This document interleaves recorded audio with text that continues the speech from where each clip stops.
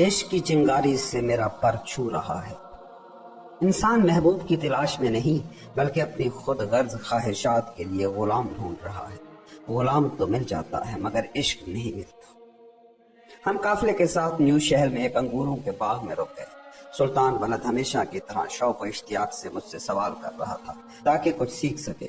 مرشد، آپ تصوف کو کیسے دیکھتے ہیں؟ تصوف عشق کا مذہب ہے۔ تصوف اللہ کے سامنے فقیری اختیار کرنا ہے، اس کے حضور عاجز و بے بس ہونا، اس کی محتاجی کا اعتراف کرنا ہے، اور جب یہ اعتراف خلوص کے ساتھ ہو تو یہ محبوب تک پہنچنے کی ایک شدید خواہش میں بدل جاتا ہے۔ شیخ کون ہے اور درویش کون ہوتا ہے؟ شیخ اور درویش کا تعلق بالکل ایسے ہے جیسے انگوروں کا گچھا اور وہ شاخ جس سے وہ گچھا جڑا ہوتا ہے۔ شیخ انگوروں کو درخت تنے اور جڑ سے جوڑتا ہے۔ آنکھیں روح کا آئینہ ہوتی ہیں اور شیخ اپنے مریدوں کی آنکھوں میں دیکھ کر ان کے دل کا حال جان لیتا ہے۔ شیخ کی نگاہ بہت گہری اور اثر انگیز ہوتی ہے۔ ہر وہ شخص جو چمکدار لباس پہنے یا کوئی اور خاص چیز اختیار کرے وہ شیخ نہیں ہو سکتا، لیکن اگر تمہیں کوئی حقیقی شیخ مل جائے تو تمہیں چاہیے کہ اللہ کی رضا میں اس کے تابع ہو جاؤ اور اس کے سامنے سر تسلیم خم کر دو۔ آؤ درویشوں کو بلاؤ، میں تمہیں ایک کہانی سناتا ہوں۔ ایک روز عصر سے پہلے شیخ وضو کرنے کے لیے آنگن میں آیا اور ایک درویش سے ایک ابریق پانی لانے کو کہا۔ درویش پانی لے آیا۔ شیخ بیٹھ کر وضو کرنے لگا، لیکن ساتھ ہی باغ میں بیٹھے درویشوں پر نظر بھی ڈال رہا تھا۔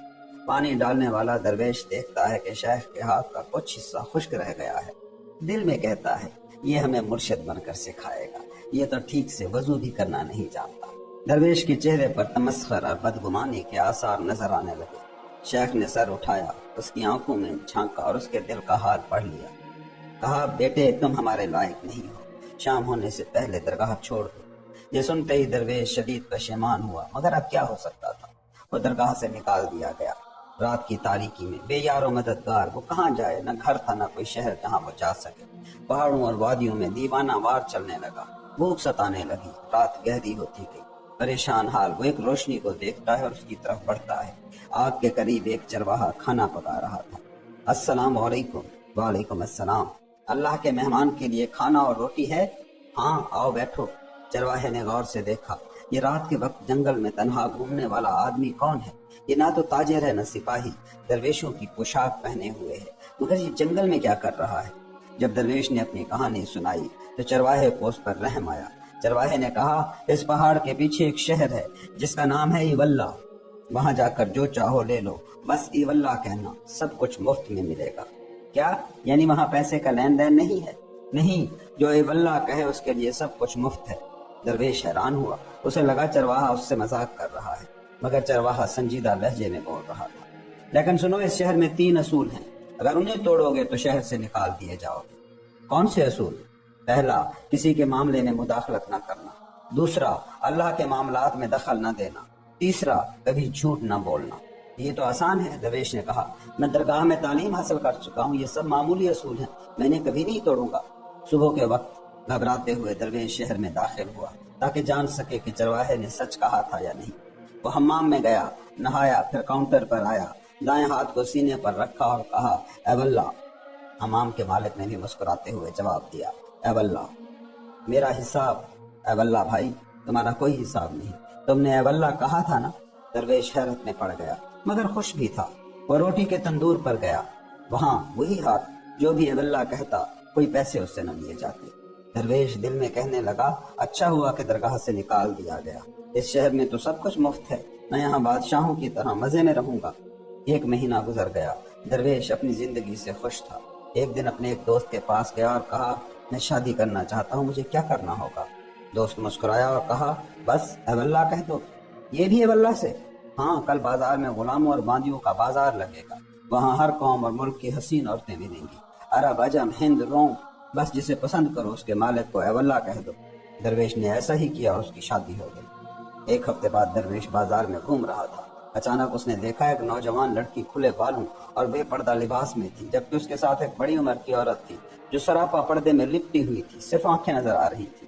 درویش غصے سے چیخا، یہ کیا حال ہے؟ جسے پردہ کرنا چاہیے وہ کھلی گھوم رہی ہے اور جو پردے کی محتاج نہیں وہ مکمل ڈھکی ہوئی ہے۔ نوجوان لڑکی نے فوراً شور مچا دیا، مدد، سپاہیوں کو بلاؤ۔ سپاہی دوڑتے ہوئے آئے۔ کیا ہوا؟ اس آدمی نے لوگوں کے معاملات میں دخل دیا ہے۔ سپاہیوں نے درویش کو گرفتار کر لیا اور تھانے لے جا کر 10 کوڑے مارے۔ جب درویش تھانے سے باہر آیا تو اسے مار کھانے سے زیادہ اس بات کا دکھ تھا کہ وہ صرف ایک غلطی کی نشاندہی کر رہا تھا اور اسے سزا دے دی گئی۔ وہ تھانے کے باہر کھڑا ہوا، آسمان کی طرف ہاتھ اٹھایا اور بلند آواز میں کہا، اے اللہ، یہ کیا نظام ہے؟ میں نے تیرے بندوں کو راہ راست پر لانے کی کوشش کی اور مجھے سزا ملی، یہ کیسا انصاف ہے؟ ایک شخص نے فوراً سپاہیوں کو پکارا، سپاہی سپاہی۔ سپاہی آئے اور پوچھا، اب کیا ہوا؟ یہ درویش اللہ کے معاملات میں مداخلت کر رہا ہے۔ درویش کو دوبارہ گرفتار کر لیا گیا اور ایک بار پھر 10 کوڑے پڑے۔ درویش زخموں سے چور نڈھال گھر پہنچا اور بستر پر گر گیا۔ آدھے گھنٹے بعد دروازے پر دستک ہوئی۔ اس کی بیوی نے دروازہ کھولا۔ یہ اس کے شکار کے ساتھی تھے جو اسے جنگل میں شکار کے لیے بلانے آئے تھے۔ بیوی اندر آئی اور کہا، آپ کے دوست آئے ہیں، پوچھ رہے ہیں کہ آپ شکار کے لیے جائیں گے یا نہیں؟ درویش نے تکلیف کے ساتھ کہا، کہہ دو میں گھر پر نہیں ہوں۔ بیوی حیران ہوئی، یہ تو جھوٹ ہوگا۔ درویش بولا، بس کہہ دو کہ میں گھر پر نہیں۔ بیوی نے فوراً سپاہیوں کو بلا لیا۔ سپاہی سپاہی۔ سپاہی دوڑ کر آئے، اب کیا ہوا؟ میرا شوہر مجھے جھوٹ بولنے پر مجبور کر رہا ہے۔ سپاہیوں نے درویش کو شہر سے نکال دیا۔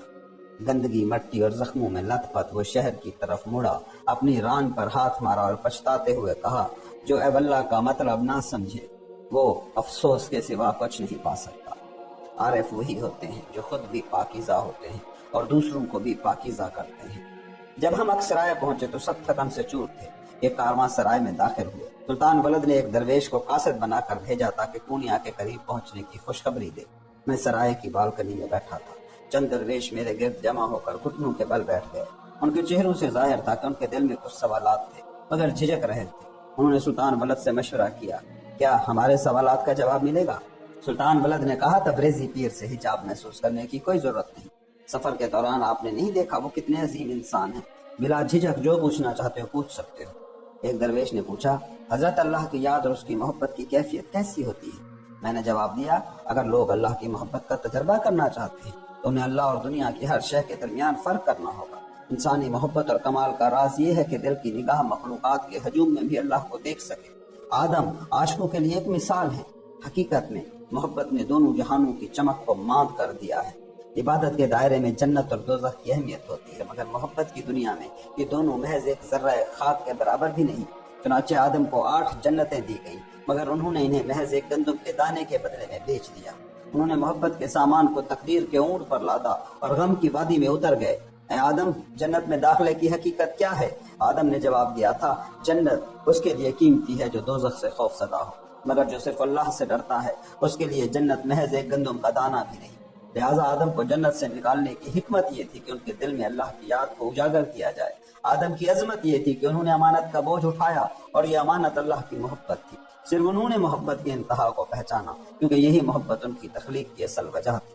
انہیں معلوم تھا کہ محبت اس وقت تک مکمل نہیں ہو سکتی جب تک جدائی کا درد نہ چکھا جائے، اسی لیے انہوں نے وہ ممنوعہ پھل کھایا۔ درویش نے سوال کیا، حضرت ہمارے والد آدم کی مغفرت کیسے ہوئی؟ میں نے جواب دیا، اے درویش، یہ نہ سمجھنا کہ آدم کو صرف ایک گندم کا دانہ کھانے پر جنت سے نکال دیا گیا تھا۔ اللہ نے انہیں خود باہر نکالنا چاہا تھا۔ انہوں نے کوئی حکم توڑا نہیں تھا بلکہ اللہ کا حکم کبھی ٹوٹ نہیں سکتا۔ کل قیامت کے دن اللہ ہزاروں گناہگاروں کو جنت میں داخل فرما دے گا، تو کیا وہ آدم کی ایک معمولی سی خطا پر اسے جنت سے نکال دیتا؟ آدم کا جنت سے نکلنا محبت کے چہرے پر ایک نقاب تھا۔ یہ عالم وجود خود ایک حجاب ہے، تو اس میں جو بھی کچھ ہے وہ بھی حجاب ہے۔ مغفرت کا راستہ محبت میں پوشیدہ ہے اور تصوف کا راستہ بھی عشق کا راستہ ہے۔ محبت کو الفاظ میں بیان کرنا بہت مشکل ہے۔ یہ ایسے ہے جیسے کسی ایسے شخص کو شہد کا ذائقہ سمجھانا جس نے کبھی شہد چکھا نہ ہو، وہ کبھی نہیں سمجھ سکتا۔ محبت ہر چیز میں حسن اور خیر کو دیکھنے کا نام ہے۔ یہ ہے ہر چیز سے سیکھنا، ہر نعمت میں اللہ کی سخاوت کو پہچاننا اور ہر عطا پر شکر ادا کرنا۔ ایک اور درویش نے سوال پوچھا، اگر عشق کی تڑپ اور جدائی کی اذیت ہمیں بغاوت پر مجبور کر دے تو ہم کیا کریں؟ میں نے کہا، محبت ایک انوکھی لذت ہے۔ یہ ایک ایسا درد ہے جو صرف وہی محسوس کر سکتا ہے جس کے دل میں محبت ہے۔ جو اس محبت کو اپنے سینے میں رکھتا ہے وہ ہر چیز میں اللہ کو دیکھتا ہے اور جان لیتا ہے کہ ہر راستہ اللہ کی طرف جاتا ہے۔ انسان یقین ہو جاتا ہے کہ اللہ کے سوا کوئی اور موجود نہیں، لا موجود الا اللہ۔ یہ شعور آہستہ آہستہ پروان چڑھتا ہے اور عاشق اس محبت میں فنا ہو جاتا ہے، وہ حق کے سمندر میں غرق ہو جاتا ہے۔ جو کچھ بھی آپ نے محبت میں چکھا، چاہے وہ کسی بھی شکل یا شدت میں ہو، یہ محض اللہ کی محبت کا ایک معمولی حصہ ہے۔ یہاں تک کہ مرد اور عورت کے درمیان محبت بھی اسی الہی محبت کا ایک پرتو ہے۔ مگر دنیاوی محبت سچی محبت کا راستہ بھی ہو سکتی ہے، اور اس میں پردہ اور رکاوٹ بھی ہو سکتی ہے، مگر ایک دن یہ پردہ ہٹ جائے گا اور اصل محبوب اپنی تمام تر شان و عظمت کے ساتھ ظاہر ہو جائے گا۔ مگر یہ بھی ضروری ہے کہ ہمیں محبت بھی دی جائے۔ محبت کرنا محبت پانے سے کہیں زیادہ آسان ہے، لیکن اگر تم سچے عاشق ہو تو ایک دن ضرور حقیقی محبوب تک پہنچ جاؤ گے۔ ایک اور درویش نے سوال کیا، عشق کی محفل میں کون جام ہے اور کون شراب؟ میں نے کہا، مرشد عشق کا ساقی ہے اور درویش وہ جام ہیں جنہیں عشق سے بھرا جاتا ہے۔ عشق اصل شراب ہے اور طالب یعنی درویش ساقی کے ہاتھوں بھرے جاتے ہیں، لیکن یہ سب سے مختصر راستہ ہے، کیونکہ عشق انسان کو اور بھی بہت سے ذرائع سے عطا ہو سکتا ہے۔ ایک بار میرے ایک درویش نے سوال کیا، کیا درویش کا اپنے مرشد کے لیے عشق دنیاوی محبت کی ایک مثال ہے؟ میں نے جواب دیا، درویش اور مرشد کا تعلق صرف دنیا کی سطح پر نہیں دیکھا جا سکتا، بلکہ آخرت کی روشنی میں دیکھنا چاہیے۔ زلیخا نے یوسف کی محبت میں اپنا سب کچھ قربان کر دیا، دولت، شہرت، عزت سب چھوڑ دیا۔ وہ اس عشق میں اتنی کھو گئی کہ جو بھی اسے یوسف کی خبر دیتا اسے قیمتی جواہرات دے دیتی۔ یہ مصر کے اشرافیہ کے لیے ایک بہت بڑا اسکینڈل بن گیا تھا، کیونکہ ایک رئیس زادی اپنے غلام کی محبت میں مبتلا تھی، مگر یہ عام محبت نہیں تھی، یہ ایسی محبت تھی جو انسان کو خود اپنی ذات سے بے خبر کر دیتی ہے اور سماج کے اصول اور لوگوں کی ملامت سے بے خوف کر دیتی ہے۔ برسوں بعد یوسف اور زلیخا کے حالات مکمل طور پر بدل چکے تھے۔ یوسف فرعون کے مشیر اور سلطنت کے دوسرے بڑے آدمی بن چکے تھے، جبکہ زلیخا مسکینی اور غربت میں اپنی زندگی گزار رہی تھی۔ ایک دن یوسف شاہانہ لباس پہنے اپنے سپاہیوں اور وزیروں کے ساتھ گزر رہے تھے اور انہوں نے زلیخا کو سڑک کے کنارے خستہ حالت میں دیکھا۔ یوسف نے کہا، زلیخا، جب تم مجھ سے شادی کرنا چاہتی تھی تو میں تمہیں قبول نہیں کر سکتا تھا، کیونکہ تم میرے آقا کی بیوی تھی۔ اب تم آزاد ہو اور میں بھی غلام نہیں رہا، اگر تم چاہو تو ہم شادی کر سکتے ہیں۔ زلیخا نے یوسف کی طرف دیکھا، اس کی آنکھوں میں ایک الگ روشنی تھی۔ نہیں یوسف، تمہاری محبت میرے اور حقیقی محبوب کے درمیان محض ایک پردہ تھی، اور الحمدللہ میں نے اس پردے کو چاک کر دیا ہے۔ اب جب کہ میں نے حقیقی محبوب کو پا لیا ہے تو مجھے تمہاری محبت کی ضرورت نہیں۔ زلیخا نے یوسف کی محبت کے ذریعے وہ حقیقی عشق پا لیا جس کی جستجو ہر کوئی کرتا ہے۔ ایک درویش نے سوال کیا، حضرت وہ کون سی بری صفات ہیں جو دلوں کو مردہ کر دیتی ہیں؟ ہم اکثر اس پر بحث کرتے ہیں لیکن کسی نتیجے پر کبھی نہیں پہنچے، آپ کی رائے سے ہمیں روشنی ملے گی۔ میں نے کہا، 10 بری صفتیں ہیں جن کی وجہ سے تمہارے دل مرے۔ اللہ مردہ دلوں کی دعا قبول نہیں کرتا۔ 1، تم کہتے ہو کہ تم اللہ کو جانتے ہو مگر اس کا قرض ادا نہیں کرتے۔ یہ قرض کیا ہے؟ یہ قرض ہے غریبوں اور محتاجوں کی مدد کرنا۔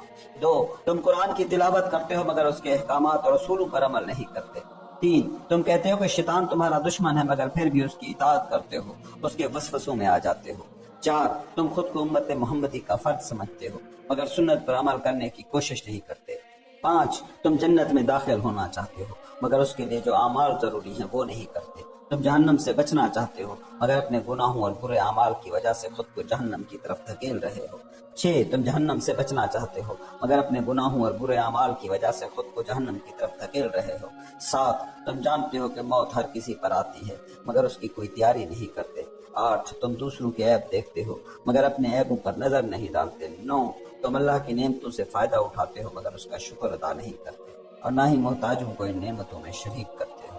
10، تم روز اپنے مردوں کو دفن کراتے ہو مگر عبرت نہیں پکڑتے اور یہ بھول جاتے ہو کہ ایک دن تمہیں بھی ایسے ہی دفن کیا جائے گا۔ جیسے آئینہ چہرے کے داغ دکھاتا ہے، ایسے ہی اللہ کا ولی انسان کے عیبوں کو ظاہر کرتا ہے۔ درویش نے پوچھا، ہم نے سنا ہے کہ آپ نے شمس نام سورہ شمس کی ایک آیت سے متاثر ہو کر رکھا۔ اس آیت میں لکھا ہے، جس نے اپنے نفس کو پاک کیا وہی کامیاب ہوا۔ کیا آپ اس کی حکمت واضح کریں گے؟ میں نے کہا، روح کا تعلق اس دنیا سے نہیں بلکہ یہ حق کے مقام سے آئی ہے۔ جب روح جسم میں قید ہوتی ہے تو ایک پنجرے میں قید پرندے کی طرح بے چین ہوتی ہے، جس میں مختلف اعضاء ہیں جیسے دل، مگر یہ روح کے بغیر کچھ نہیں۔ طاقت روح میں ہے مگر اعمال جسم کے ذریعے انجام دیے جاتے ہیں۔ اگر روح جسم کے ذریعے اچھے اعمال کرتی ہے تو یہی روح کی کامیابی ہے، لیکن اگر یہ جسم کو برے کاموں میں لگا دیتی ہے تو یہی اس کی بربادی ہے۔ اللہ نے کوئی چیز بری پیدا نہیں کی بلکہ ہم اپنی محدود عقل اور خواہشات کی وجہ سے چیزوں کا غلط استعمال کرتے ہیں۔ قیامت کے دن جسم کہے گا، میری کوئی طاقت نہ تھی، میں تو مجبور تھا، اور روح کہے گی، میرے پاس خود عمل کرنے کا کوئی وسیلہ نہ تھا۔ پھر جواب آئے گا، تم دونوں ایک اندھے اور لنگڑے کی طرح تھے، لنگڑا دیکھ سکتا تھا مگر چل نہیں سکتا تھا، اندھا چل سکتا تھا مگر دیکھ نہیں سکتا تھا۔ تم دونوں نے ایک دوسرے کا ساتھ دیا اور برے اعمال کیے، لہٰذا تم دونوں مجرم ہو۔ نفس، انا بذات خود بری نہیں بلکہ اس کا درجہ بلند کرنا ضروری ہوتا ہے۔ نفس کے 3 درجے ہیں۔ نفس امارہ برائی کی طرف مائل ایگو، اس درجے میں انسان کی تمام خواہشات صرف جسمانی اور نفسانی لذتوں کے گرد گھومتی ہے۔ نفس لوامہ خود کو ملامت کرنے والی ایگو، اس درجے پر انسان اپنی غلطیوں کا احساس کرتا ہے اور اللہ کی رضا کے مطابق جینے کی کوشش کرتا ہے۔ نفس مطمئنہ اللہ کی رضا میں راضیانہ، اس درجے پر انسان خیر اور شر ہر چیز کو اللہ کی طرف سے سمجھ کر راضی رہتا ہے۔ اللہ فرماتا ہے ہم نے آدم میں روح پھونکی، یہ وہی روح ہے جو مرنے کے وقت اپنے رب کی طرف لوٹ آ کے حکم پر لوٹتی ہے۔ انبیاء اور اولیاء کی روحیں عام لوگوں سے زیادہ پاکیزہ ہوتی ہیں۔ کیوں؟ کیونکہ اللہ نے ان کے جسم بھی پاک جگہوں کی مٹی سے بنائے۔ یہ بدن کبھی برائی نہیں کرتا، اس لیے ان کی روح کو بھی کوئی گناہ آلودہ نہیں کر سکتا۔ اسی لیے کہا گیا جو اپنے نفس کو پہچان لے وہ اپنے رب کو پہچان لے گا۔ یہ 2 طریقوں سے سمجھا جا سکتا ہے۔ پہلا مطلب، جب ہم اپنی ضروریات، کمزوریوں اور خواہشات کو پہچان لیتے ہیں تو ہمیں یہ بھی سمجھ میں آ جاتا ہے کہ اللہ سب سے طاقتور اور بے نیاز ہے اور ہمیں اسی کی پناہ اور مدد کی ضرورت ہے۔ دوسرا مطلب جو زیادہ گہرا ہے، اللہ نے فرمایا ہے میں تمہاری شہرت سے بھی زیادہ قریب ہوں۔ جب ہم خود کو جاننے لگتے ہیں تو ہمیں احساس ہوتا ہے کہ اللہ ہمارے اندر موجود ہے اور اسی کے ذریعے ہم حقیقت تک پہنچ سکتے ہیں۔ یہ راز صرف ان پر کھلتا ہے جو اپنے دل کو پاک کرتے ہیں اور اللہ کی یاد میں رہتے ہیں۔ دنیا میں ہی اللہ کی طرف لوٹنا ممکن ہے، مگر کیسے؟ صرف اللہ کے احکام کو مان کر اور اپنی خواہشات کو شیطان کے بہکاوے سے بچا کر۔ جو اللہ کی طرف لوٹیں گے وہ کامیاب ہوں گے اور جو شیطان کے رستے پر چلیں گے وہ ہمیشہ کے لیے بھٹک جائیں گے۔ پسند آیا؟ یہ وہی معرفت ہے جو دل کو زندہ کر دیتی ہے اور نفس کو اعلیٰ درجے تک لے جاتی ہے۔ انگور کا دانہ اگر شاخ سے ٹوٹ جائے تو جلدی خراب ہو جاتا ہے، مگر جو جڑا رہے وہ زیادہ دیر تک تر و تازہ رہتا ہے۔ ہر چیز اپنی اصل میں خوبصورتی ہوتی ہے، بدنما صرف ظاہری صفات ہوتی ہیں۔ روح کی مثال ایک چراغ کی روشنی کی طرح ہے۔ جب انسان سوتا ہے تو روح جسم کے ساتھ اپنا تعلق مکمل طور پر توڑے بغیر ایک خاص حد تک اس سے الگ ہو جاتی ہے۔ یہ روشنی لوہے محفوظ تک پہنچتی ہے اور اپنے متعلقہ حصے پڑھ لیتی ہے۔ جب انسان جاگتا ہے تو ایسے لگتا ہے جیسے چراغ کی روشنی واپس اپنی جگہ آ گئی ہے۔ یہی وجہ ہے کہ بعض اوقات ہمیں وہ چیزیں معلوم ہو جاتی ہیں جو عام حالات میں ناممکن لگتی ہیں، مگر یہ سب کچھ الہی علم کا ایک چھوٹا سا حصہ ہے۔ خواب میں جو نشانیاں اور علامتیں ہوتی ہیں انہیں ہر کوئی نہیں سمجھ سکتا، صرف وہی لوگ انہیں ٹھیک طرح سے پڑھ سکتے ہیں جو باطنی علم میں مہارت رکھتے ہیں۔ یہ علامتیں ہر روح، ہر درجے اور ہر شخص کے لحاظ سے مختلف معانی رکھتی ہیں۔ کیا تمام روحیں ایک جیسی ہوتی ہیں؟ نہیں، ہر انسان میں 7 مختلف قسم کی روحیں ہوتی ہیں۔ روح معدنی مٹی اور پتھر جیسی چیزوں میں پائی جاتی ہے۔ روح نباتی پودوں میں زندگی کی طاقت پیدا کرتی ہے۔ روح حیوانی جانوروں کی جبلت، بھوک، غصہ اور خواہشات پیدا کرتی ہے۔ روح انسانی انسان میں عقل، سوچ اور شعور پیدا کرتی ہے۔ روح ملکی فرشتوں جیسی لطافت اور پاکیزگی عطا کرتی ہے۔ روح سر یہ خالص روحانی مقام ہے جو اللہ کے رازوں کو سمجھ سکتا ہے۔ روح سر و سر یہ سب سے اعلیٰ درجہ ہے جس میں حقیقت کا مکمل ادراک ہوتا ہے۔ خوابوں میں جو علامتیں نظر آتی ہیں ان کا تعلق اس بات سے ہوتا ہے کہ کون سی روح نے وہ خواب دیکھا ہے۔ مثلا اگر حیوانی یا نباتی روح خواب دیکھے تو وہ جسمانی خواہشات اور جبلتوں سے متعلق ہوگا۔ مثلا اگر آپ بھوکے سوئیں تو خواب میں کھانا کھاتے نظر آئیں گے۔ اگر انسانی روح خواب دیکھے تو اس میں علامتی زبان ہوگی۔ مثلا سانپ دیکھنا مال کی علامت ہو سکتا ہے، مگر کسی درویش کے لیے یہ ایک روحانی آزمائش کی نشانی بھی ہو سکتی ہے۔ ولی بننا افضل ہے یا عالم دین؟ اگر باطنی علم محض پڑھنے اور سیکھنے سے حاصل ہو سکتا تو فخر الدین رازی کو 20 سال حضرت بایزید بسطامی اور جنید بغدادی کے سامنے شاگردی میں بیٹھنا پڑتا۔ فخر الدین رازی نے قرآن کی تفسیر پر ہزاروں صفحات لکھے، مگر ان کا علم بایزید بسطامی کی گلی کی خاک کو بھی نہیں پہنچ سکا، کیونکہ انہوں نے محض الفاظ میں علم کو ڈھونڈا مگر باطن میں حقیقت کا دروازہ نہ کھٹکھٹایا۔ کچھ اولیاء کی کرامتیں ظاہر نہیں ہوتی، اس لیے وہ عام لوگوں پر اپنے راز آشکار نہیں کرتے۔ بایزید بسطامی 70 مرتبہ پیدل حج کر چکے تھے۔ ایک دن راستے میں دیکھا کہ کچھ لوگ شدید پیاس کی وجہ سے پریشان ہیں۔ قریب میں ایک کتا بھی موجود تھا جو پیاس کی شدت سے کانپ رہا تھا۔ بایزید نے اعلان کیا، جو مجھے ایک پیالہ پانی دے گا میں اس کے بدلے اپنا حج قربان کر دوں گا، مگر کسی نے توجہ نہ دی۔ انہوں نے پھر کہا 6 حج، 7 حج، بلکہ 70 حج دے دوں گا۔ تب ایک شخص راضی ہو گیا۔ بایزید نے پانی لیا اور کتے کے قریب لے گئے، مگر کتے نے پانی پینے سے انکار کر دیا۔ تب ان کے دل میں خیال آیا، کتنا نیک کام کیا، ایک کتے کے لیے 70 حج قربان کر دیے۔ یہی خیال ان کے لیے آزمائش بن گیا۔ اچانک الہام ہوا، بایزید تو نے نیکی کی مگر دل میں غرور آ گیا، دیکھا کتے نے بھی تیرا پانی قبول نہیں کیا۔ بایزید زمین پر گر پڑے، روئے اور توبہ کی، تب جا کر کتے نے پانی پیا۔ ایک درویش نے سوال کیا، کبھی کبھی ہمیں موت سے بڑا ڈر لگتا ہے، یہ درویشی کے خلاف تو نہیں؟ ہم کیسے اس خوف پر قابو پا سکتے ہیں؟ میں نے جواب دیا، رسول اللہ صلی اللہ علیہ وسلم نے فرمایا، مومن مرتے نہیں، وہ صرف ایک جگہ سے دوسری جگہ منتقل ہوتے ہیں۔ جیسے دن ختم ہوتا ہے اور رات آتی ہے، موت بھی بس ایک پردہ ہے جو ایک زندگی سے دوسری زندگی میں لے جاتا ہے۔ جو اللہ سے محبت کرتا ہے وہ موت سے نہیں ڈرتا، کیونکہ موت کے بعد تو وہ اپنے محبوب کے قریب ہو جاتا ہے۔ موت کا خوف صرف ان لوگوں کو ہوتا ہے جو دنیا کے غلام ہوتے ہیں۔ جو اللہ کے غلام بن جاتے ہیں وہ موت کو ایک سفر سمجھ کر خوشی سے قبول کرتے ہیں۔ حقیقی علم کیا ہے؟ علم دو طرح کا ہوتا ہے، ظاہری علم کتابوں اور دلیلوں سے حاصل ہونے والا، باطنی علم دل کی روشنی سے حاصل ہونے والا۔ ظاہری علم انسان کو عالم بنا دیتا ہے، مگر باطنی علم اسے ولی بنا دیتا ہے۔ ولی علم کا دروازہ کھولتا ہے اور عالم صرف دروازے کی دستک سنتا رہتا ہے۔ اگر ظاہری علم ہی سب کچھ ہوتا تو فخر الدین رازی کے ہزاروں شاگرد ولی بن چکے ہوتے، مگر ایسا نہیں ہوا۔ ولی وہ ہوتا ہے جو علم کو اپنے عمل میں ڈھال کر اللہ کی محبت میں فنا ہو جاتا ہے۔ رسول اکرم صلی اللہ علیہ وسلم نے فرمایا، مومن مرتے نہیں بلکہ منتقل ہوتے ہیں، یعنی موت کچھ اور چیز ہے اور منتقلی کچھ اور۔ ذرا تصور کرو، تم ایک تنگ و تاریک کوٹری میں قید ہو، جہاں نہ چلنے کی جگہ ہے، نہ روشنی، نہ سکون۔ اگر تمہیں وہاں سے نکال کر ایک کھلی سرسبز خوبصورت اور روشن باغ میں منتقل کر دیا جائے تو کیا تم اسے موت کہو گے؟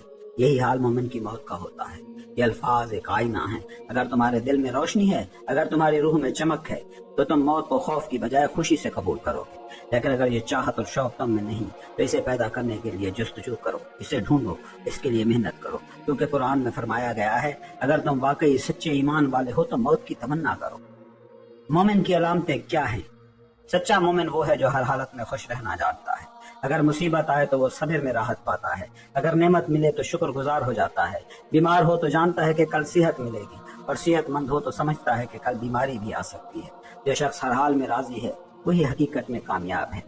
اللہ کو پہچاننا آسان ہے یا لوگوں کو؟ اللہ کو پہچاننا آسان ہے، مگر لوگوں کو پہچاننا بہت مشکل۔ کیوں؟ کیونکہ اللہ کو اس کی نشانیاں دیکھ کر پہچانا جا سکتا ہے۔ مثلاً اگر کسی لکڑی کے ٹکڑے پر خوبصورت نقش و نگار بنے ہوں تو تم یہ سمجھ سکتے ہو کہ اسے کسی کاریگر نے بنایا ہوگا، مگر انسان کو دیکھ کر تم یہ نہیں سمجھ سکتے کہ اس کے اندر کیا چل رہا ہے۔ ظاہری طور پر وہ تمہاری طرح نظر آئے گا، مگر اس کے خیالات، اس کے جذبات، اس کی نیتیں، اس کے ارادے تمہاری سوچ سے بہت مختلف ہو سکتے ہیں۔ آنسو کس چیز کے ہیں؟ میں نے درویشوں سے کہا، تم سب نے مجھ سے بہت سوال کیے، اب میں تم سے ایک سوال پوچھوں، یہ جو تم روتے ہو یہ کس چیز کے آنسو ہیں؟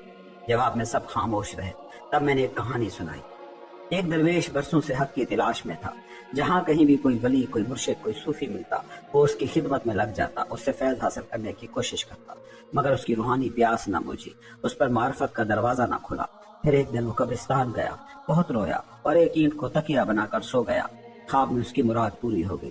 جب آنکھ کھلی تو اس نے وہی اینٹ اپنے سینے سے لگا لی۔ جہاں جاتا اینٹ کو اپنے ساتھ لے جاتا، حمام میں، مسجد میں، بازار میں، مراقبے میں۔ کوئی پوچھتا، یہ اینٹ ہر وقت کیوں ساتھ رکھتے ہو؟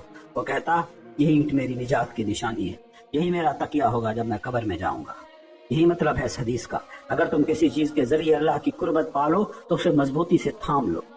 ایک آدمی کا انتقال ہو گیا، لوگوں نے ایک پیشہ ور نوحہ گر، رونے والا بلایا۔ نوحہ گر نے مرحوم کے متعلق پوچھا، کیا یہ شخص عالم تھا؟ نہیں۔ کیا یہ عبادت گزار تھا؟ نہیں۔ کیا یہ مسکینوں اور یتیموں کی مدد کرتا تھا؟ نہیں۔ نوحہ گر سر جھکا کر رونے لگا اور کہا، یہ شخص حیرت میں آیا، حیرت میں جیا اور حیرانی میں مر گیا۔ اب تم بتاؤ درویشو، تم اینٹ والے درویش ہو یا حیران مرنے والے؟ یا تم وہ ہو جو حق کے لیے جیتے ہو اور اس پر قائم رہتے ہو، یا تم وہ ہو جو زندگی بیکار گزار دیتے ہو اور آخر میں صرف حیرانی رہ جاتی ہے؟ فیصلہ تمہارے ہاتھ میں ہے۔ لفظوں کو حاجت نہیں، میرا حال تیرے سامنے آیا ہے۔ گفتگو کی ضرورت نہیں، میری خاموشی ہی میرا بیان ہے۔ کلام کی حاجت نہیں، میرا سکوت میرا پیغام ہے۔ بیان کی ضرورت نہیں، میرا عشق میری فریاد ہے۔ کونیا میں بہار آئی تھی مگر یہ بہار دھوکہ تھی۔ یہ لوگوں کا ہجوم محض سائے تھے جن میں اخلاص نہیں تھا۔ یہ استقبال کی شاندار تیاریاں محض ایک رسمی مظاہرہ تھی، مگر مولانا رومی جانتے تھے کہ حقیقی محبت شان و شوکت میں نہیں، سادگی میں ہے۔ چنانچہ انہوں نے اعلان کیا، شمس کوئی بادشاہ یا سلطان نہیں، ہم عاشقان حق نبی اکرم کی سنت پر چلنے والے فقیر ہیں۔ ہمارے دل اس طرح کی مصنوعی نمود و نمائش میں گھٹنے لگتے ہیں۔ 3 چمکدار نشانات، ہوا، پانی اور زمین پر بہار کی آمد ہو چکی تھی، مگر ایک چوتھا نشان بھی تھا جو عشق کا نشان تھا۔ یہ مولانا کے دل میں اترا اور ان کے وجود کو حرارت بخش دی۔ مہینوں سے جو چہرہ افسردہ تھا آج کھل اٹھا، کیونکہ سورج، شمس دنیا کی طرف رواں دواں تھا۔ شہر کے گلی کوچوں میں رات کے پھول مہک رہے تھے، سرسبز میدانوں میں زرد جنگلی پھولوں کی خوشبو پھیل رہی تھی۔ ہر چہرے پر خوشی کی لہر تھی، جیسے کسی مقدس لمحے کا انتظار ہو۔ مولانا رومی کی بے قراری دیکھنے والی تھی، کبھی صحن میں آتے، کبھی باہر نکلتے، کبھی قدم بڑھاتے، کبھی رک جاتے۔ ان کے چہرے پر خوشی کی ایک عجیب سی روشنی تھی۔ انہوں نے اپنے مرید سے کہا، ہم انہیں باغ میں بلوط کے درخت کے نیچے بٹھائیں گے اور پرانی یادوں کو ہنستے ہوئے تازہ کریں گے، کیونکہ مہینوں بعد ان کا مرشد پھر سے مسکرا رہا تھا۔ جو لوگ کبھی مولانا کے خلاف زہر اگلتے، انہیں کافر ملحد کہتے، وہی آج محبت کا دعویٰ کر رہے تھے۔ انہوں نے شاندار استقبال کی تقریب کا منصوبہ بنایا، مگر مولانا رومی نے اسے مسترد کر دیا۔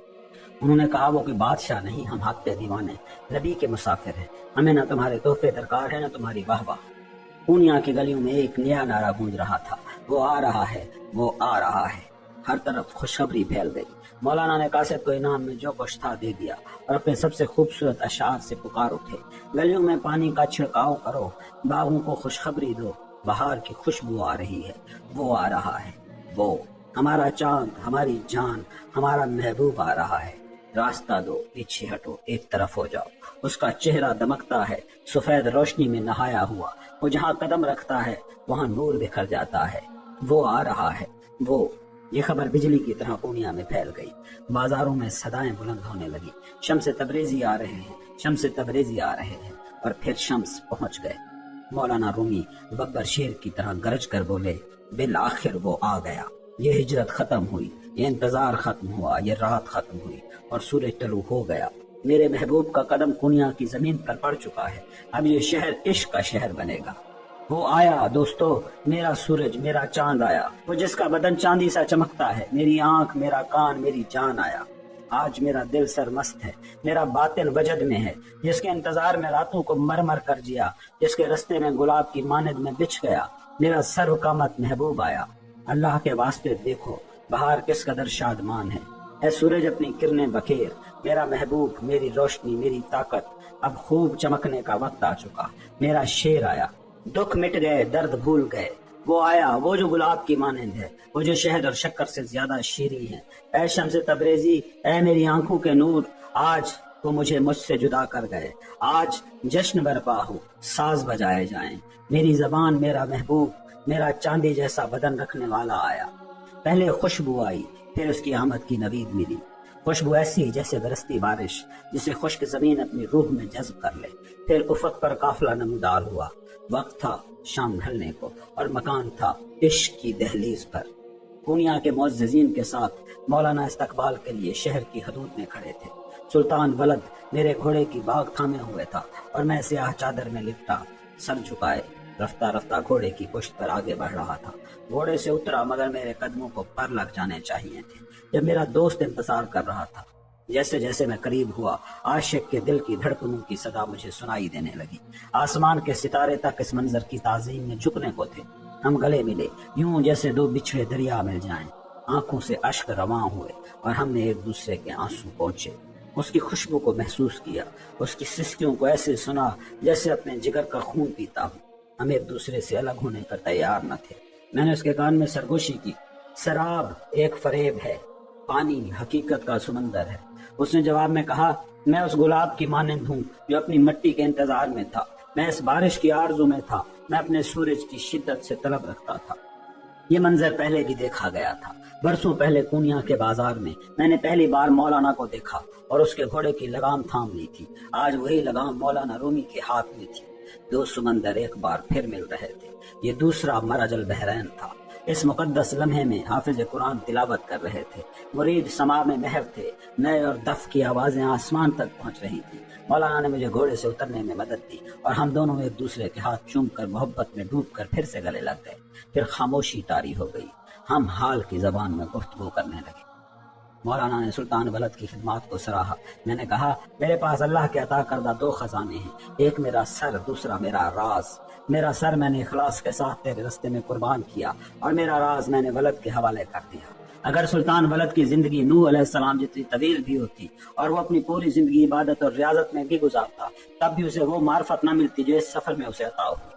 یہ ملاقات ایک نئے سفر کی ابتدا تھی۔ سفر کے دوران سلطان ولد نے میری بے حد خدمت کی، مجھے اپنی جان کی طرح محفوظ رکھا اور میرے لیے ہر ممکن سہولت پیدا کرنے کی کوشش کی۔ میں نے بھی اپنی صحبت سے اس کا دل روشن کیا اور اپنے راز اس کے سپرد کیے۔ اے میرے بیٹے، مولانا کی آنکھ کا تارا، میرے دل کا گلزار، تم میرے لیے بیٹے کی مانند ہو۔ وقت آئے گا میں چلا جاؤں گا، وقت آئے گا تمہارا والد بھی چلا جائے گا، مگر میری یہ نصیحتیں تم ہمیشہ اپنے دل پر لکھ کے رکھ لینا۔ جھوٹے شخص میں وفا نہیں ہوتی، بد کردار کی توبہ دیر پا نہیں ہوتی، بخیل کی وفاداری ہمیشہ کمزور ہوتی ہے۔ منافق لوگوں کو اپنا دشمن جانو، ان سے اور ان کے کاموں سے بچو۔ دین کو پاک اور شفاف رکھنے کے لیے ہمیشہ حلال روزی کھاؤ، کیونکہ حرام روزی کھانے والے کا دل اس کے جسم کے اندر ہی مر جاتا ہے۔ یہ نہ جاننا کہ مصیبت کہاں سے آئی سب سے بڑی مصیبت ہے۔ میں نے دیکھا کہ تمہیں کتاب لکھنے کا شوق ہے، مگر جب تک میں زندہ ہوں ایک لفظ بھی نہ لکھنا۔ میرے بعد جب قلم ہاتھ میں لو اور اگر کبھی تمہیں لگے کہ تمہاری وہی رک گئی ہے اور تمہارا قلم بے جان ہو گیا ہے تو اس حقیق کی انگوٹھی کو اپنے ہاتھ میں پہن لینا۔ اس کا نام ابتدا ہے اور تمہاری کتاب کا نام ابتدا نامہ ہونا چاہیے۔ سلطان ولد نے کہا، پیر و مرشد میرے لیے کچھ اور نصیحتیں فرمائیں جو میری کتاب کے لیے چراغ کا کام لیں۔ میں نے کہا، ہے میرے بیٹے، یہ نصیحتیں تمہارے لیے روشنی ہوں۔ درویشوں کی تربیت نیک بیٹی کی پرورش کی طرح ہے، ان کی صحبت، ان کے تعلقات پر نظر رکھنی چاہیے، کیونکہ غلط صحبت پاک زمین میں زہریلا بیج بونے کے مترادف ہے۔ دل کے معاملات میں خود کو فوراً نہ جھونک لینا، ورنہ تم گہرائیوں میں ڈوب جاؤ گے۔ روشن ضمیر لوگ حکمرانوں کے غلام نہیں ہوتے۔ اگر لوگ پرعزم ہوں تو تقدیر کو شکست دے سکتے ہیں، اور جب ارادہ مضبوط ہو تو توانائی بیدار ہو جاتی ہے۔ روشن ضمیر لوگ روایات کے سانچے میں خود کو نہیں ڈالتے۔ اگر تم کوئی برا کام کرتے ہو اور تمہیں ڈر لگتا ہے کہ لوگ اسے جان لیں گے تو سمجھو کہ اس برائی میں کچھ بھلائی ہے۔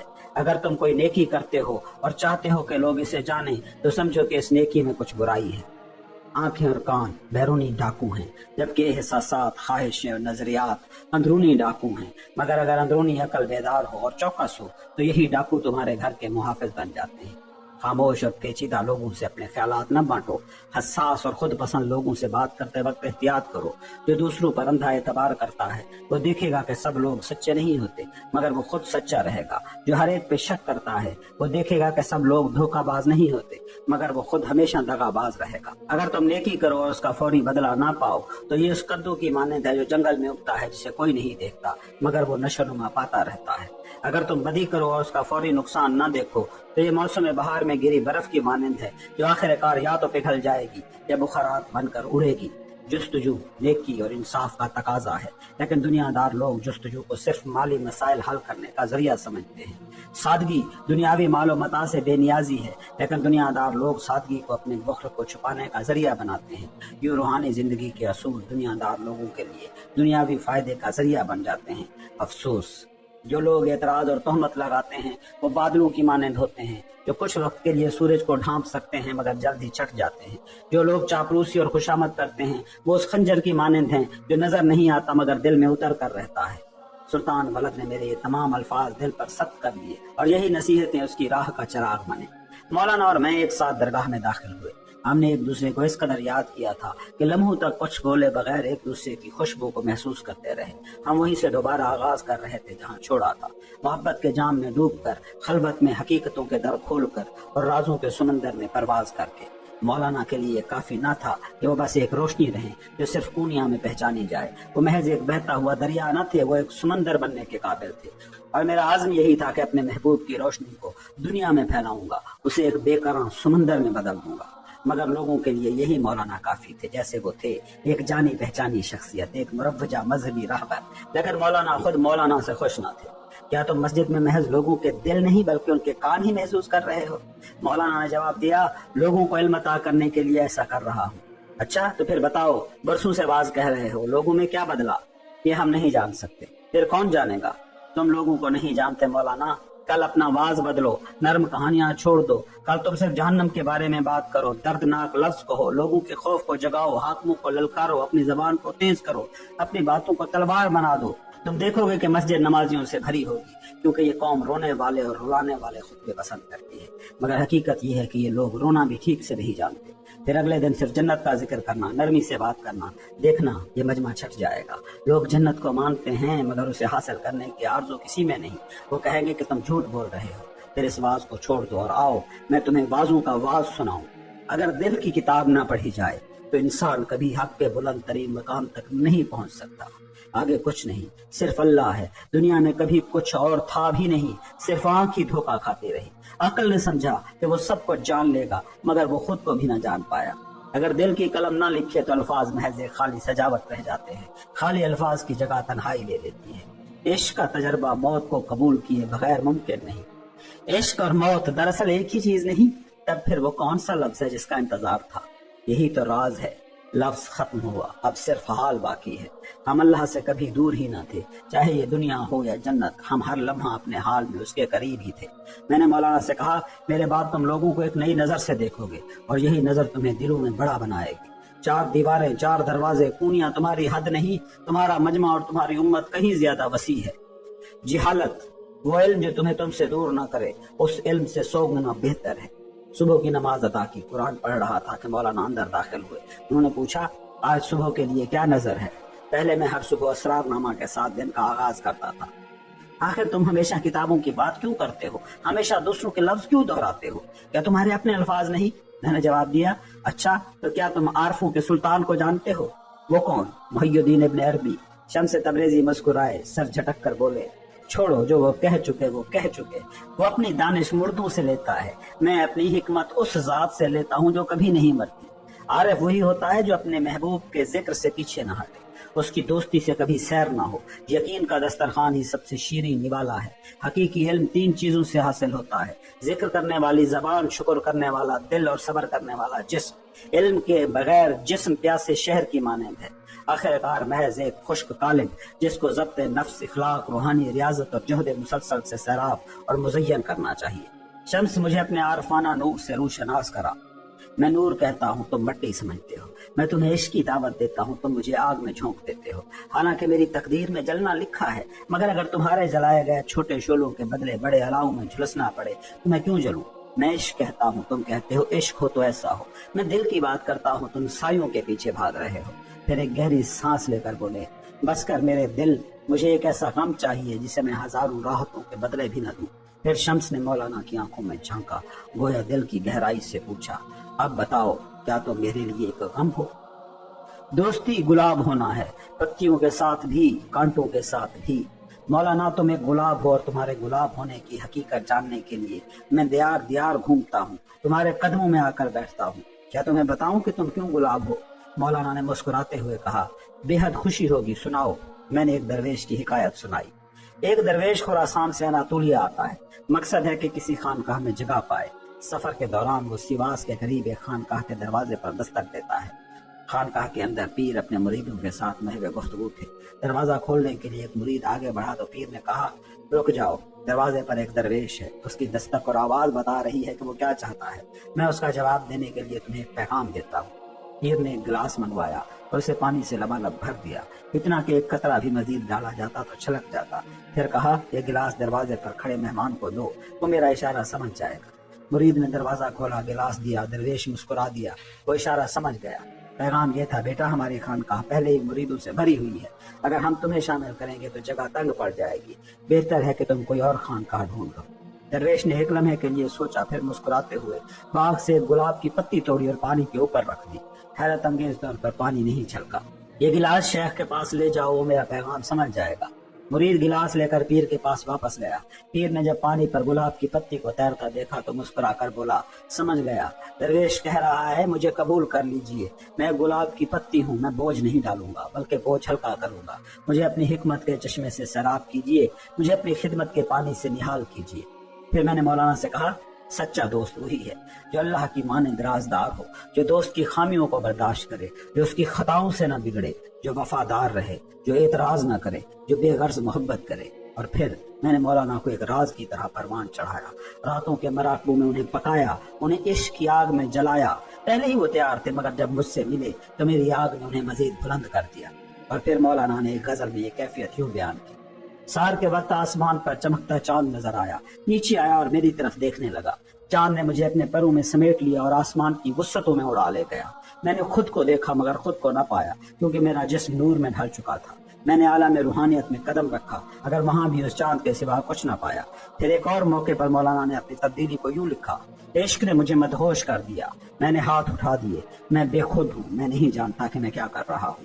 میں ایک کھٹی انگور کی بیل تھا مگر اب میں ایک رسیلا انگور بن چکا ہوں۔ اب میں اپنے چہرے پر کھٹاس نہیں لا سکتا، میں وہ نہیں جو پہلے تھا، مجھے عشق نے کچھ اور بنا دیا۔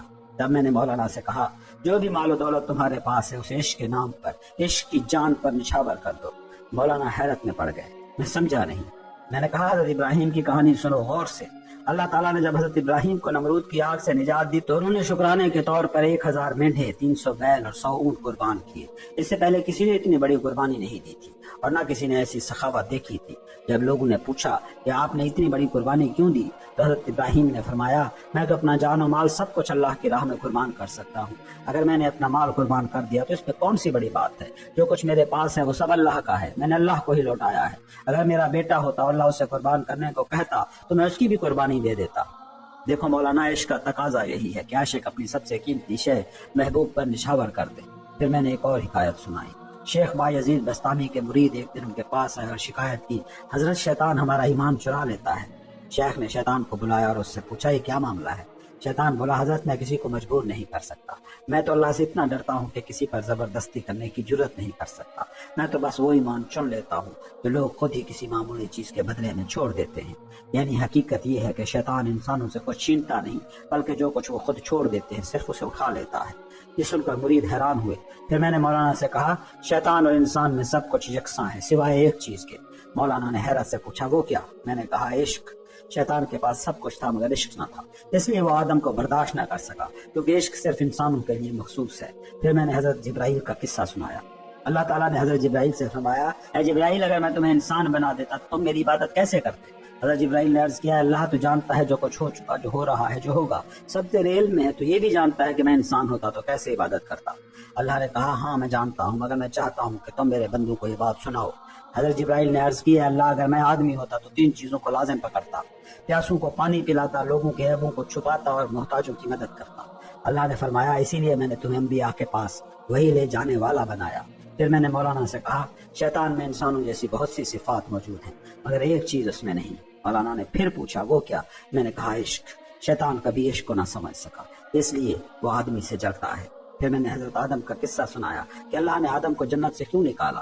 میں نے کہا، شیطان تو کبھی جنت میں گیا ہی نہیں تھا لیکن ایک وقت ایسا آیا کہ اللہ نے خود ہی اس کی زبان کو سانپ کی نوک پر رکھ دیا۔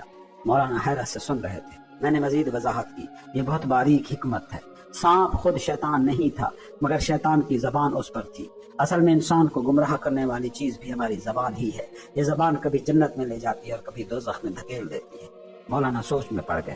پھر میں نے کہا، شیطان کبھی ایک بلند مرتبہ فرشتہ تھا، اس کا نام حارث تھا، جو کہ بہت زیادہ محنت کرنے والے کے معنوں میں ہے۔ اس نے زمین کے ہر گوشے میں سجدہ کیا مگر جب آدم کو سجدہ کرنے کا حکم ملا تو غرور میں آ گیا۔ وہ سمجھا کہ اس کی ساری عبادت اسے خاص بناتی ہے مگر یہی غرور اس کے زوال کا سبب بن گیا۔ پھر میں نے مولانا کو ایک اور بات کہی، شیطان نے جب مہلت مانگی تو اللہ نے قیامت تک اسے مہلت دے دی مگر دیکھو اس نے کہا، میں انسانوں کے آگے پیچھے دائیں اور بائیں سے ان پر حملہ آور ہوں گا۔ مگر غور کرو مولانا، اس نے اوپر اور نیچے کا ذکر نہیں کیا۔ یہ سن کر مولانا نے فوراً کہا، کیونکہ جو سجدے میں گرتا ہے اس پر شیطان کا بس نہیں چلتا۔ میں نے مسکرا کر کہا، ہاں، جو اللہ کی طرف جھک جاتا ہے اس پر شیطان کبھی قابو نہیں پا سکتا۔ مولانا خوش ہو گئے، ان کی آنکھوں میں ایک نئی روشنی تھی۔ میں نے ان کے کندھے پر ہاتھ رکھا اور کہا، اب تمہیں عشق کے اس راز کو سمجھنا ہوگا۔ یہ سن کر مولانا کے مریدوں کی محفل میں ایک سناٹا چھا گیا، سب نظریں مجھ پر جمی تھی، لیکن میں جانتا تھا کہ حقیقت کے سمندر میں ڈوبنے کے لیے سوالات کی کسوٹی پر سب کچھ پرکھنا ضروری ہوتا ہے۔ میں نے بلند آواز میں کہا، اگر تم کہتے ہو کہ اللہ بندوں کے ساتھ ہے تو یہ ہونا کیسا ہے؟ کیا وہ جسم کی طرح موجود ہے یا محض علم اور فطرت کی صورت میں؟ مجھے دیکھ کر شیخ ذرا پریشان ہوئے مگر نرمی سے بولے، اللہ علم کے ذریعے بندوں کے ساتھ ہے، وہ ان کے حال سے باخبر ہے، ان کے ہر کام کو جانتا ہے۔ میں نے مسکرا کر کہا، لیکن علم ذات سے جدا نہیں ہوتا۔ جب تم کہتے ہو کہ وہ علم کے ذریعے ہمارے ساتھ ہے تو گویا تم نے مان لیا کہ اللہ خود ہی ہمارے ساتھ ہے کیونکہ اس کا علم اور ذات ایک ہے۔ محفل میں ایک سرگوشی کی لہر دوڑ گئی، جیسے کسی نے ایسی بات کہہ دی ہو جسے کہنے کی کسی میں جرت نہ تھی۔ میں نے اپنی بات جاری رکھی، کیا تم سمجھتے ہو کہ اللہ کسی محدود جگہ میں مقید ہو سکتا ہے؟ کیا وہ تمہارے تصور کی قید میں آ سکتا ہے؟ اگر اللہ کو محدود کر دیا جائے تو وہ اللہ ہی نہ رہے۔ شیخ کچھ دیر خاموش رہے، پھر بولے، یہ تو پرانے سوالات ہیں جن پر صدیوں سے بحث ہو رہی ہے۔ میں نے مسکرا کر کہا، حقائق پرانے نہیں ہوتے، ہر دن ہر لمحہ وہ تازہ رہتے ہیں۔ یہ سن کر شیخ مزید کوئی جواب نہ دے سکے، وہ جھک کر احتراما میرے ہاتھ چومنے لگے۔ محفل میں موجود لوگ حیران تھے کہ جو شخص ابھی تک حق و باطل پر سوال کھڑے کر رہا تھا اب خود جھک گیا ہے۔ میں نے مولانا کی طرف دیکھا، ان کے چہرے پر مسکراہٹ تھی، گویا میں نے ان کے دل کی بات کہہ دی ہو۔ میں نے مزید کہا، علم و معرفت کے دروازے اس وقت تک نہیں کھلتے جب تک آدمی حقیقت کو دل سے نہ تلاش کریں۔ صرف کتابیں پڑھ لینے سے حقیقت معلوم نہیں ہوتی جب تک کہ آدمی اپنے باطن میں اس حقیقت کو محسوس نہ کرے۔ مولانا نے مجھ سے کہا، تمہاری باتیں آگ کی طرح دلوں میں اتر جاتی ہیں، مگر سب کے لیے نہیں۔ تمہارے الفاظ سننے کے لیے وہ کان چاہیے جو خود کو پاک کر چکے ہوں، وہ دل چاہیے جو دنیا کی محبت سے آزاد ہو چکے ہوں۔ میں نے ہلکی سی ہنسی کے ساتھ کہا، مولانا یہی تو میرا شوق ہے، ہر دل کو ایسا بنانے کی کوشش کرنا۔ میری کیمیا کو الٹ پلٹ کر دینے والی خاتون۔ میں نے عشق کا ذائقہ مولانا سے سیکھا اور اس کی طغیانی کیمیا خاتون سے۔ پورنیا ویسا ہی تھا جیسا میں نے چھوڑا تھا، طوفان سے پہلے کی خاموشی میں لپٹا ہوا، بظاہر پرسکون، مگر یہ سکون بے دلی کا، محض مولانا کی خاطر، یوں جیسے کہہ رہا ہو شمس کو ایک اور موقع دے دو۔ عوام اور علماء کا رویہ میرے لیے ایسا تھا جیسے کسی غلام کو شیر کے سامنے پھینک دیا جائے۔ ان کا محتاط طرز عمل اور مجھے خطرناک دھماکہ خیز بارود سمجھنا میری نظر میں کچھ حیثیت نہ رکھتا تھا۔ عشق اگر بارود کو آگ سے چومنے کا نام ہے تو بخدا میں پھٹ بھی جاؤں، بکھر بھی جاؤں، کیا فرق پڑتا ہے؟ میں مولانا کے لیے آیا تھا، پونیا کے لیے نہیں۔ اگر کوئی کہتا کہ تبریز واپس لو، تمہارے والد قبر سے جی اٹھیں گے، تو میں ایک قدم بھی نہ بڑھاتا۔ تو مجھ سے کوئی سمجھوتا چاہو یہ نہیں ہوگا، بلکہ شاید میں پہلے سے بھی زیادہ سخت ہو جاؤں۔ میرے ساتھ جینا آسان نہیں، میں نے پہلے ہی کہہ دیا تھا۔ شمس کل جو تھا وہی آج ہے اور کل بھی ویسا ہی رہے گا۔ مولانا اس بار مجھے ہمیشہ کے لیے پونیا میں روکنے کا ارادہ رکھتے تھے۔ وہ مجھے اپنے پاس بسانا چاہتے تھے، ایک خاندان میں جکڑ کر، تاکہ میں پونیا میں مستقل رہ جاؤں۔ مولانا پونیا اور اس کے لوگوں کو خوب جانتے تھے، انہیں معلوم تھا کہ لوگ پھر میرے بارے میں چہمگوئیاں کریں گے، کیونکہ دنیا ناپختہ ذہنوں سے بھری ہوئی ہے۔ یہ لوگ اس روحانی مجلس کو سمجھنے کی صلاحیت نہیں رکھتے، یہ صرف ظاہر کو دیکھنے والے ہیں، یہ صرف مولانا کو اپنے پاس رکھنا چاہتے ہیں۔ انہیں لگتا تھا کہ اگر شمس چلا جائے تو سب ٹھیک ہو جائے گا اور مولانا پھر ان کے ساتھ ہوں گے، مگر حقیقت اس کے برعکس تھی۔ میں مولانا کے لیے جان کی طرح، روح کی طرح لازم تھا۔ جیسے روح کو جسم سے نکال دیا جائے ویسے ہی ہمیں جدا کرنا تھا، مگر یہ حقیقت کس کو سمجھائی جاتی؟ کون اسے سننے کو تیار ہوتا؟ مولانا اس خوف میں تھے کہ اگر میں چلا گیا تو اب کبھی لوٹ کر نہیں آؤں گا۔ مولانا کے پاس ایک روحانی طور پر پاکیزہ، نیک سیرت اور باطنی حسن سے مزین لڑکی تھی جس کا نام کیمیا تھا۔ وہ مولانا کی پرورش میں پلی بڑھی تھی اور انہیں اپنی بیٹیوں جیسی عزیز تھی۔ مولانا نے سوچا اگر میری شادی کیمیا سے ہو جائے تو میں پونیا میں ہمیشہ کے لیے ٹھہر جاؤں گا، مگر اس فیصلے کے کئی پہلو تھے اور مولانا کئی اندیشوں میں گھرے ہوئے تھے۔ پہلا، کیا میں اس نکاح کو قبول کروں گا؟ دوسرا، شمس عمر رسیدہ تھا اور کیمیا جوان۔ تیسرا، مولانا کے بیٹے علاؤالدین کیمیا سے یک طرفہ محبت کرتے تھے، اگر یہ رشتہ ہو گیا تو مولانا کا بیٹا ان کا دشمن بھی بن سکتا تھا۔ یہی نہیں بلکہ پونیا کے چند باس اور علماء اپنے بیٹوں کے لیے بھی کیمیا کا رشتہ مانگ چکے تھے۔ مولانا نے ہر پہلو پر غور کیا، ہر امکان کو پرکھا اور آخر کار اپنی اہلیہ کیرا خاتون اور بیٹے سلطان ولد سے مشورہ کیا۔ کیرا خاتون جو شروع سے مجھ سے سرد مہری برت رہی تھی اور جن کے بارے میں سب کو یقین تھا کہ وہ اس رشتے کی مخالفت کریں گی، حیرت انگیز طور پر انہوں نے اس تجویز کی حمایت کی۔ سلطان ولد نے کہا، بابا جان آپ سب سے بہتر جانتے ہیں، اگر آپ کی فکر علاؤالدین ہے تو آپ بے فکر رہیں، میں اسے منا لوں گا اور اس کا رد عمل روک دوں گا، لیکن فیصلہ کرنے سے پہلے ہمیں کیمیا کی رائے بھی معلوم کرنا ہوگی۔ مولانا کی پہلی زوجہ گوہر خاتون کے انتقال کے بعد وہ طویل عرصے تک دوبارہ شادی کے لیے آمادہ نہ ہوئے، مگر ان کے چاہنے والوں نے انہیں کیرا خاتون سے بیاہ دیا، جو پہلے ایک عیسائی تھی اور شوہر کے انتقال کے بعد 3 بچوں کے ساتھ بیوہ ہو گئی تھی۔ مولانا نے ان کے بچوں کو بھی اپنے بچوں کی طرح پالا، بلکہ بعض اوقات ان پر زیادہ شفقت کی۔ جب انہوں نے اپنی سوتیلی بیٹی کیمیا کے ساتھ میرا نکاح کرنے کا ارادہ ظاہر کیا تو کیمیا خاموش رہی اور کہا، میرے بابا مجھ سے بہتر جانتے ہیں۔ کیمیا جیسی روحانی تربیت یافتہ لڑکی کے لیے اس فیصلے کو قبول کرنا کوئی مسئلہ نہ تھا، لیکن نکاح سے ہچکچانے والا صرف علاؤالدین نہیں تھا، میں بھی اس کے لیے زیادہ مائل نہیں تھا۔ اب اصل مسئلہ مجھے اس نکاح پر آمادہ کرنا تھا۔ میں جو زندگی بھر شادی کے خیال سے دور رہا، میری عمر 68 برس ہو چکی تھی اور میں نے کبھی عورت کی طرف نگاہ نہیں کی تھی۔ مولانا بھی جانتے تھے کہ شادی میری ترجیحات میں نہیں ہے اور یہی بات انہیں سب سے زیادہ پریشان کر رہی تھی۔ ایک دن گفتگو کے دوران مولانا نے اس مسئلے کو چھیڑ دیا، کیمیا خاتون کتنی اچھی رفیق حیات ہوگی، ہے نا شمس؟ کس کے لیے؟ ظاہر ہے تمہارے لیے، تو مجھے تھوڑا بہت جانتے ہو۔ اس عمر تک میں نے کبھی عورت کا خیال تک نہیں کیا، اللہ کا شکر ہے، لیکن اللہ نے عورت کو مرد کا جوڑا بنایا ہے۔ عورت بعض کے لیے جوڑا ہوتی ہے، بعض کے لیے فتنہ۔ مولانا نے مسکراتے ہوئے کہا، دیکھو میرے عزیز، کیمیا جوان ہے اور میں ایک ایسا فقیر ہوں جس نے شہوت سے کنارہ کشی اختیار کر رکھی ہے۔ میں تم سے وہی کہوں گا جو حضرت عیسیٰ نے مگدالہ کی مریم سے کہا تھا۔ وہ حضرت عیسیٰ سے محبت کرتی تھی اور نکاح کی خواہش مند تھی، مگر حضرت عیسیٰ نے فرمایا نکاح جسمانی عمل ہے، بیکار انتظار نہ کرو، کیونکہ مجھ میں جسم باقی نہیں رہا۔ میں چاہتا ہوں کہ تم تنہا نہ رہو، کوئی تمہاری دیکھ بھال کرے، تمہاری صحبت کا لطف اٹھائے۔ میں یہ چاہتا ہوں کہ تم میری بیٹی کو روحانی فیض عطا کرو اور وہ تمہارے ساتھ قلبی تعلق استوار کرے۔ مولانا کی سب سے بڑی مہارت یہ تھی کہ وہ جو کہہ نہ سکتے تھے وہ بھی مجھے سنوا دیتے تھے۔ اے شمس، تم میرے لیے صرف ایک دوست نہیں، تم مجھ سے بڑھ کر ہو، میری دنیا سے ماورا محبت ہو۔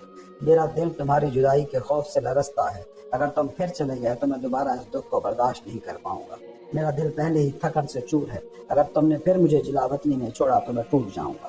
کیمیا کو اپنی زنجیر نہ سمجھو، بلکہ میرے دل کی بے قراری کا مداوا سمجھو۔ کیمیا تمہارے دل سے بندھی ہو تاکہ میں اس خوف سے آزاد ہو سکوں کہ تم چلے جاؤ گے۔ میری محبت کو دیکھو، اس نے کہا کہ یہاں کر دو۔ میں نے مولانا کے درد کو محسوس کیا، میں نے وہ الفاظ پڑھے جو انہوں نے کہے نہیں تھے، مگر ان کے دل میں سانپ کی طرح لوٹ رہے تھے۔ میں نے کہا اگر کیمیا بھی راضی ہے تو میں بھی راضی ہوں، اگر تم میرے لیے ہر طوفان کا سامنا کرنے پر آمادہ ہو تو پھر جیسا تم چاہتے ہو ویسا ہی ہوگا۔ میں نے فیصلہ کیا کہ پہلے خود کیمیا سے بات کروں، اگرچہ میں سالوں سے مولانا کی درگاہ میں تھا، مگر میں نے کیمیا کو کبھی نہیں دیکھا تھا۔ مجھے اس کی نیت اور میرے بارے میں اس کے خیالات جاننے تھے، کیونکہ میرے دل میں موجود بے چینی کو محض وہی اپنے جوابات سے دور کر سکتی تھی۔ میں نے اس سے کہا میرے متعلق تمہیں کیا بتایا گیا ہے؟ میں جانتا ہوں، میں آنکھوں اور دلوں کو پڑھنے والا ہوں، میں دوسروں کی باتوں پر نہیں چلتی، میرے کان باہر کی دنیا کے لیے بند ہیں۔ تمہارا جواب بھی مجھے پسند آیا، اگر تمہیں کچھ پوچھنا ہے تو بلا جھجک پوچھو۔ تم نے اب تک شادی کیوں نہیں کی؟ یا تمہارے اندر کوئی خواہش، کوئی تمنا نہیں جاگی؟ میں نے جواب دیا، جوانی میں نے تقریباً ہر روز روزہ رکھا تاکہ میرے اندر پیدا ہونے والی نفسانی خواہشات ختم ہو جائیں۔ میں نے اس میں کامیابی حاصل کر لی، میں نے اپنی شہوت کو مار ڈالا۔ مجھے کسی بھی مخلوق کے لیے جسمانی رغبت نہیں، میں محبت کو ہوس نہیں سمجھتا اور میں محبت کو شہوت سے پردہ نہیں کرواتا، اس لیے میں 68 سال کی عمر تک غیر شادی شدہ ہوں۔ تم عورتوں کے بارے میں کیا سوچتے ہو؟ میں عورتوں سے نفرت نہیں کرتا، نہ ہی انہیں فتنہ سمجھتا ہوں، وہ اللہ کی امانت ہیں، لیکن میں نے دنیا کو ترک کر دیا ہے، نہ عورت، نہ کھانے، نہ شہرت، نہ دولت، یہ سب میرے لیے بے معنی ہیں۔ حضرت عیسیٰ سے بھی بہت سی عورتیں محبت کرتی تھی، مگر انہوں نے ان سے منہ موڑ لیا۔ میں بھی عشق کی راہ میں عیسیٰ کی طرح ہو چکا ہوں۔ اچھا، تو اب عیسیٰ علیہ السلام کا کیا ہوا؟ تمہارے بابا نے مجھے اس نبی کی سنت کی طرف بلایا جو فرماتے ہیں مجھے 3 چیزیں محبوب کی گئیں، نماز، خوشبو اور عورت۔ کیا خوبصورت دعوت ہے یہ! دعوت دینے والا بھی حسین اور جسے دی جا رہی ہے وہ بھی مبارک۔ تم جوان ہو، خوبصورت ہو اور کیمیا کے بھی کئی خواہش مند تھے، پھر اس نے شمس کو کیوں چنا؟ قربانی کے لیے۔ کس چیز کی قربانی؟ کس کے لیے قربانی؟ کچھ نہیں، بس عشق کے لیے قربانی۔ تو ہم دونوں نے مولانا کو خوش کرنے کے لیے ہاں کی، ایسا ہی ہے نا؟ کیمیا جب بولتی تو یوں لگتا جیسے برف پگھلے ہوئے پہاڑوں سے بہتا ہوا نغمہ ہو، ایسا چشمہ جسے دن بھر سنا جائے اور پھر بھی دل نہ بھرے۔ اس کی آواز کبھی گلاب کی پنکھڑی کی طرح نرم ہوتی، کبھی صبح کی شبنم کی تازگی لیے، کبھی نئے کی سوز بھری صدا، کبھی مخملی ملائمت اور کبھی آنسوؤں کی حدت۔ ایشیا اور ہندوستانوں کی داستانوں میں جن حوروں کی تعریفیں کی گئی تھی وہ کیمیا کے آگے صرف ایک کلی معلوم ہوتی، لیکن میں جمشید نہ تھا جو اس کے قدموں میں کہکشائیں بچھا دیتا، اور ویسے بھی میرے اندر وہ شعلہ کب کا بجھ چکا تھا۔ میں نے اپنی شہوت کو برسوں پہلے دفنا دیا تھا، میں عورت کی تسکین کے قابل نہ تھا، میں نے اپنی آگ کو سورج میں ڈال دیا، اب میں صرف راکھ تھا، اتنا بجھا ہوا کہ کاغذ کے ایک کنارے کو بھی نہ جلا سکتا تھا۔ میری ہر چیز مولانا کے نام ہو چکی تھی، میں صرف ان کا تھا۔ مولانا بول رہے تھے اور میں آسمان میں بہتے سفید ترنگوں کی مانند کھو چکا تھا۔ میں نے نظر اٹھائی اور دیکھا کیمیا کی گہری آنکھیں میرے نیلے سمندروں میں جھانک رہی تھی۔ میں وہ آگ تھا جو جلتا بھی تھا، جلاتا بھی تھا، مگر اب آہستہ آہستہ بجھ رہا ہوں۔ تو ساری آگ تم نے میرے بابا پہ نچھاور کر دی؟ نہیں، وہ تو پہلے ہی جل رہے تھے، میں تو صرف ہوا کا ایک جھونکا تھا۔ تو کیا تم بھی دوسروں کی طرح یہ سمجھتے ہو کہ میں نے میرے بابا کو بدل دیا؟ نہیں، تمہارے بابا تمہارے ساتھ خوش ہیں، میں تو تمہارا شکر گزار ہوں۔ میری سوچوں کی وادی میں کیمیا کا سراپا چھا گیا، نئی صبح کا ایک کھلا ہوا گلاب، ایسا چمکتا ہوا حسن جس پر حسد کرنے والے بھی بے شمار تھے۔ علاء الدین سمیت کئی نوجوان اس پر جان نچھاور کر رہے تھے، اس کی ہر ادا باغ کے پھولوں کو مرجھا دینے کے لیے کافی تھی۔ پیشانی چاندنی کی روشنی جیسی، آنکھیں رات کے اندھیرے کی مانند گہری، بال بادلوں کی طرح گھنے اور رخسار پر پڑنے والی لٹیں گلاب کی پتیوں سے زیادہ نازک۔ کیمیا کی ہم عمر لڑکیاں اس پر رشک کرتی تھی اور اسے حسد کی نظر سے دیکھتی تھی۔ اتنی پاکیزہ کہ نظر بد کا خطرہ ہر وقت منڈلاتا رہتا تھا۔ یہ وہ لڑکی تھی جو عشق میں قربانی کی مثال بننے جا رہی تھی۔ جب مولانا نے کیمیا سے میرا ذکر کیا تو اس نے نہ ہچکچاہٹ دکھائی نہ خوف، بلکہ ایک شاندار جواب دیا۔ بابا جان، میں جانتی ہوں کہ آپ شمس سے بے پناہ محبت کرتے ہیں۔ اگر میری قربانی سے آپ کا دل خوش ہوتا ہے تو ایسی ہزار کیمیا آپ اور شمس پر قربان۔ جس طرح حضرت ابراہیم نے اپنے بیٹے اسماعیل کو اللہ کی رضا میں قربان کرنے کا قصد کیا، اسی طرح میں بھی اپنی زندگی شمس کے لیے قربان کر دوں گی۔